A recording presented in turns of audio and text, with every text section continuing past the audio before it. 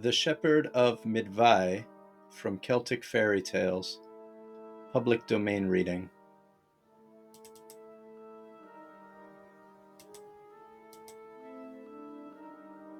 The Shepherd of Myddvai. Up in the Black Mountains, in Carmarthenshire, lies the lake known as Llyn y Fan Fach. To the margin of this lake, the shepherd of Myddvai once led his lambs, and lay there whilst they sought pasture. Suddenly, from the dark waters of the lake, he saw 3 maidens rise. Shaking the bright drops from their hair and gliding to the shore, they wandered about amongst his flock. They had more than mortal beauty, and he was filled with love for her that came nearest to him. He offered her the bread he had with him, and she took it, and tried it, and then sang to him. Hard-baked is thy bread, 'tis not easy to catch me. Ha ha ha ha. She ran off laughing to the lake. The next day he took with him bread not so well done, and watched for the maidens. When they came ashore, he offered his bread as before, and the maiden tasted it and sang, Unbaked is thy bread, I will not have thee, and again disappeared in the waves. A third time did the shepherd of Myddvai try to attract the maiden, and this time he offered her bread that he had found floating about near the shore. This pleased her, and she promised to become his wife, if he were able to pick her out from among her sisters on the following day. When the time came, the shepherd knew his love by the strap of her sandal. Then she told him she would be a good wife to him as any earthly maiden could be, unless he should strike her 3 times without cause. Of course, he deemed that this could never be, and she, summoning from the lake 3 cows, 2 oxen, and a bull as her marriage portion, was led homeward by him as his bride. The years passed happily, and 3 children were born to the shepherd and the lake maiden.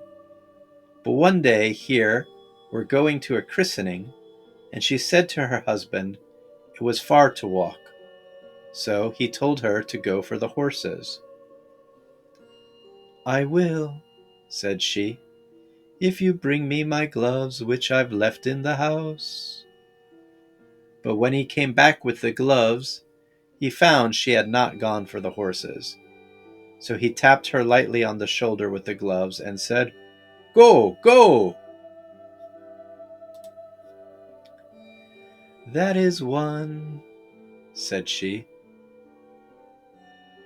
Another time they were at a wedding, when suddenly the lake maiden fell a sobbing and a weeping amid the joy and mirth all around her. Her husband tapped her on the shoulder and asked her, Why do you weep? Because they are entering into trouble, and trouble is upon you, for that is the 2nd causeless blow you have given me. Be careful, the 3rd is the last.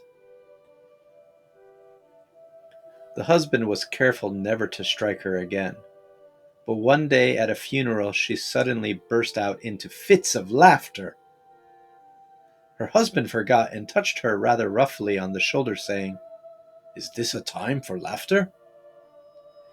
I laugh, she said, because those that die go out of trouble, but your trouble has come. The last blow has been struck. Our marriage is at an end, and so farewell. And with that she rose up and left the house and went to their home.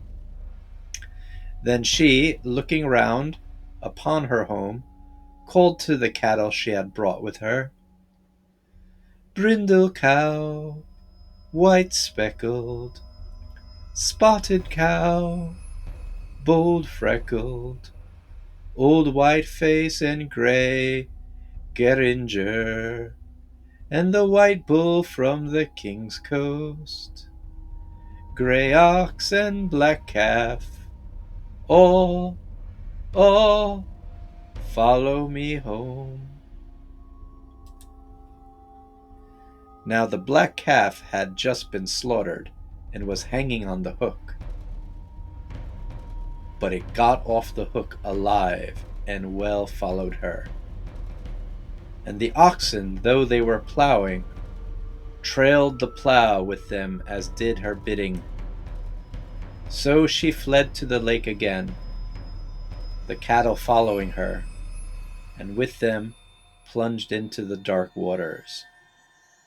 And to this day is the furrow seen, which the plough left as it was dragged across the mountains to the tarn.